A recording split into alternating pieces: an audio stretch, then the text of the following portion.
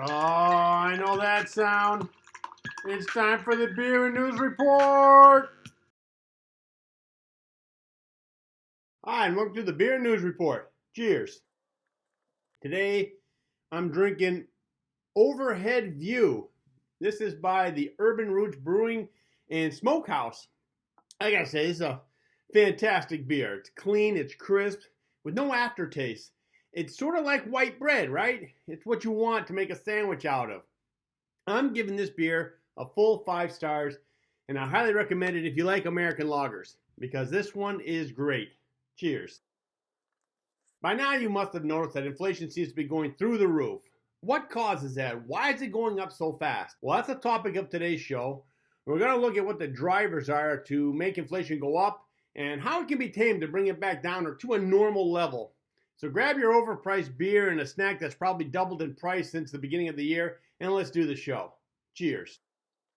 There are 2 types of drivers to inflation. Internal drivers, which is something that the U.S. does to affect inflation, and external drivers, something outside the U.S. that causes inflation to go up. So let's start with internal drivers.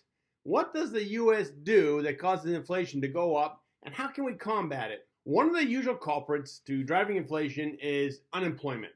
When the job market gets hot, unemployment goes down and inflation goes up. But what makes the job market hot? It's when unemployment rate is so low that the economists say that the job market is fully employed. Now, theoretically, you can't have everyone working. There's always going to be someone who's looking for work or can't find a job or is sick. There's plenty of reasons why someone is not working. And that's where we are right now. The unemployment rate is below 4%, and that's what economists consider to be at full employment. But we're still hiring. So now, in order to hire someone, you usually have to take them away from another company. But to do that, you have to pay them more. Now, someone with more money has more power to buy, and they can buy things that used to be too expensive for them. That's what is happening now. The average salary of Americans has gone up, and now they are buying more things. That causes the price of goods to go up, and that's exactly what inflation is. I really need that knick-knack. Yeah, we all do.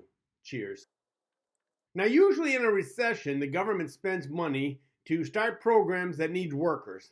And this is because in a recession, private companies have done layoffs and the unemployment rate has skyrocketed. But what happens when there's no recession and the government starts a program anyway? Well, that's going to cause employment to continue to go down and thus cause inflation to go up. And that's what President Biden did when he passed the infrastructure bill and he put $1 trillion into the workforce. Now, let's be honest. Our infrastructure is in dire straits and it definitely needed work, but the timing sucks. And every other president talked about it, but they didn't do anything. Someone had to bite the bullet and start fixing our infrastructure. With that in mind, is there a way to stop inflation? Well, that's where the Federal Reserve Bank comes in. The head of the Federal Reserve is Jerome Powell, and he said that he is going to raise interest rates 6 times this year. In fact, he just raised them 0.25% in the last meeting this month. But how does raising interest rates slow down inflation? Because it makes it harder to get credit, and companies live off of credit. At some point, the companies will hold off expanding, which is going to slow down hiring, which will stabilize the unemployment rate, and inflation should drop. But here's the kicker. According to the Federal Reserve, interest rates don't start affecting companies until about 3%, give or take 0.5%. That 0.25 interest rate increase, well, that brought us to 0.25%. We were at 0. So why doesn't he raise it directly to 3%? Because that would shock the markets and cause a recession. The Fed has to raise the rate slowly to make sure the markets can take it and then adjust as they see fit. They might not get to 3%. Wait a minute. My home loan is over 3%. I've never seen it at 0. Well, that's because the Federal Reserve charges that rate to other banks. And then those banks add fees, and then they give you out the money at a much higher rate. There's other steps involved, but you get the picture. Banks are always screwing us. Yeah, cheers. Now that's roughly the main internal drivers to inflation. Now let's talk about external drivers. In basic terms, it's the old economic saying of supply and demand. If there's a ton of supply and not much demand, prices will go down. If there's a ton of demand and not much supply, then prices will go up. Now, if you remember, there was a supply chain crisis back in the beginning of 2020. Suppliers thought the COVID pandemic would knock out the demand, and so they cut back on production and sold off their inventory. But that didn't happen, so they were caught short. The demand stayed the same or actually went up a little bit, but there was no supply or very little supply left because they sold off their inventory. So that drove prices up, and that caused inflation to increase. Next, a war broke out between Russia and Ukraine. Now, I'm sure Putin thought that his generals were as good as our generals, and this would be over in 100 hours, just like General Schwarzkopf did in the Iraq War. But that didn't happen. Hey, Schwarzkopf is badass. He's one of a kind. Russia can't make him. Yeah, cheers. So now Russia's in a prolonged war with Ukraine, and other countries, mainly the US and Europe, want them to stop. So they put sanctions on Russia. It basically means that they're not allowed to do any business or trade. So how does that drive inflation? Well, Russia is a big country and they produce a lot of goods, like oil, for instance. They are one of the top 10 producers of oil. I mean, actually, they're in the top 5 of oil. And that's a lot of oil. And when I say oil, I'm not just talking about petroleum, but natural gas and other oil products too. One of their biggest customers is Europe. So if you cut that market off, then they have to buy their oil from someone else. And we're talking about a lot of oil. So the price of oil goes up. But here's the thing. The US produces enough oil by itself to isolate it from these oil increases if they wanted to. But our oil is sold on the open market along with everyone else's, so we get the hit when the oil prices go up too.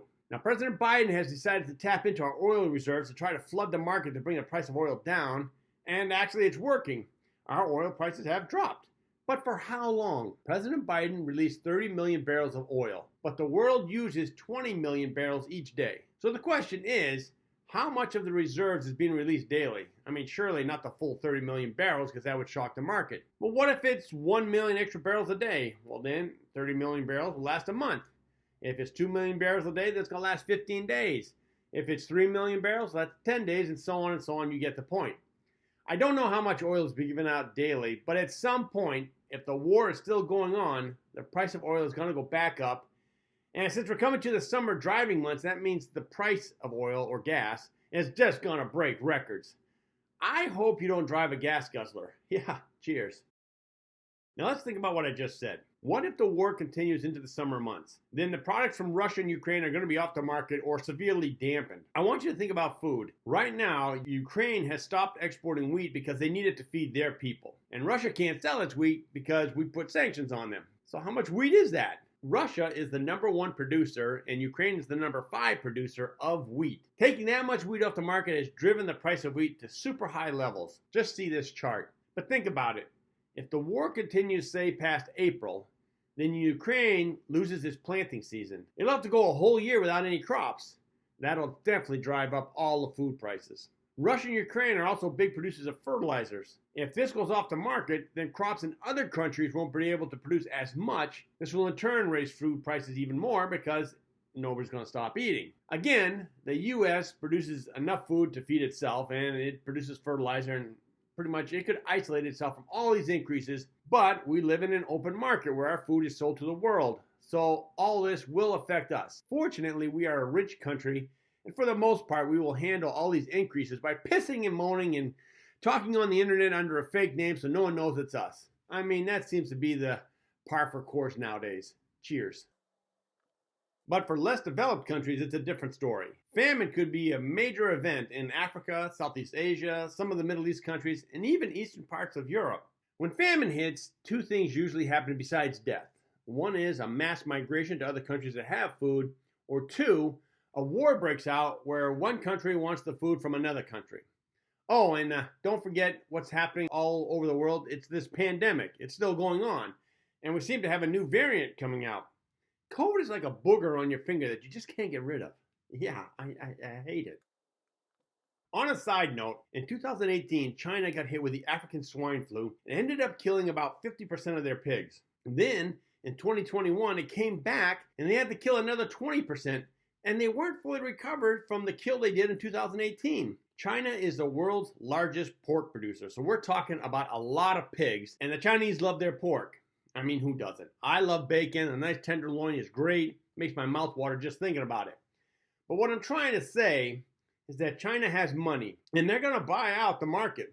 I mean, screw those poor countries. Our people need to eat. This is what's happening right now. A majority of the commodities are going up, and it's only going to get worse if the Russian-Ukraine war continues. So we want that war to come to an end as soon as possible, preferably by the end of March. If not that, then sometime in early April. Because I am tired of paying $10 for a burger at McDonald's. Yeah, you know what I mean. Cheers. Well, my beer is almost empty, and that means we're at the end of the show. If you want to contact me, I can reach at this email address. Inflation is something we need to get a handle of, both internally and externally. Now you know why the prices are going up and what can be done. You can do your part by conserving on food, on trips, spending, wherever you can. I hope you liked the show and had a good time watching it. And if you did, please click that like button. Of course, if you want to get notified when I do a new show, you click that subscribe button and then the little bell icon next to it. This will notify you when a new show has been posted. Until then, keep your beer cold and your interests hot. Cheers.